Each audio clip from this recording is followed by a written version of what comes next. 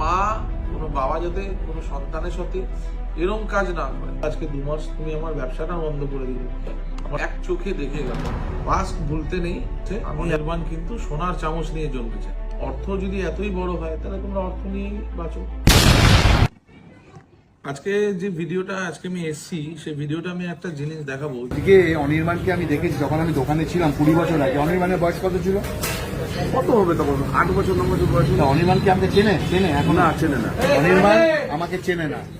আমার বাবা সেখানে বলছে যে 2006 সালে যখন বাবার দোকান শুরু করে তখন আমার বয়স নাকি 8 বছর। হয়তো বাবা কোথাও ভুলে গেছে যে তখন আমার বয়সটা কিন্তু 16 বছর বয়স।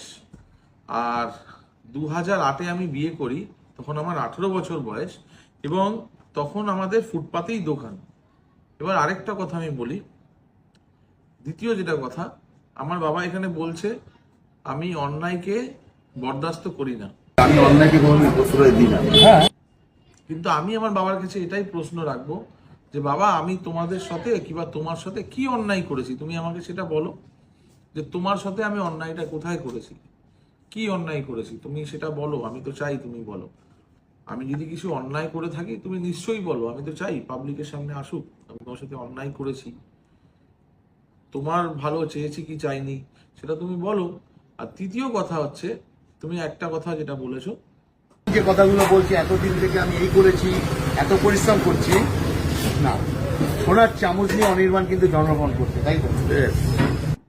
আমি নাকি সোনার চামচ নিয়ে জন্মেছি। সে ভদ্রলোক বলছে অনির্বাণ কিন্তু সোনার চামচ নিয়ে জন্মেছে। তখন যখন তোমায় বলছে কি তাই তো ভাবি, তুমি বলছো হ্যাঁ সোনার চামচ নিয়ে। বাবা, আমি যদি সোনার চামচ নিয়ে জন্মে থাকি তাহলে আমি সিকিউরিটি গার্ডের কাজটা কেন করলাম? আমি 2008-এ বিয়ে করেছি। বিয়ের পর থেকেই আমি কিন্তু আলাদাই থেকেছি যাতে তোমাদের কোনো সমস্যা না হয়। মানে যেহেতু আন্ডার এজ বয়স, তখন আমরা থাকিনি, আমরা ভাড়া থেকেছি। কিন্তু তখন থেকেই আমরা 16-17 বছর ভাড়াই থেকেছি। আমি সিকিউরিটি গার্ডের কাজ করতাম। ফটো হয়তো আমার কাছে নেই, আমি কালেক্ট করার চেষ্টা করবো। কিন্তু ভিজুয়াল সিকিউর বলে একটা কোম্পানি আছে, সেই কোম্পানিতে আমি কাজ করতাম। মানি স্কোয়ারে কাজ করেছি, এক্সাইড অবনী মলে কাজ করেছি।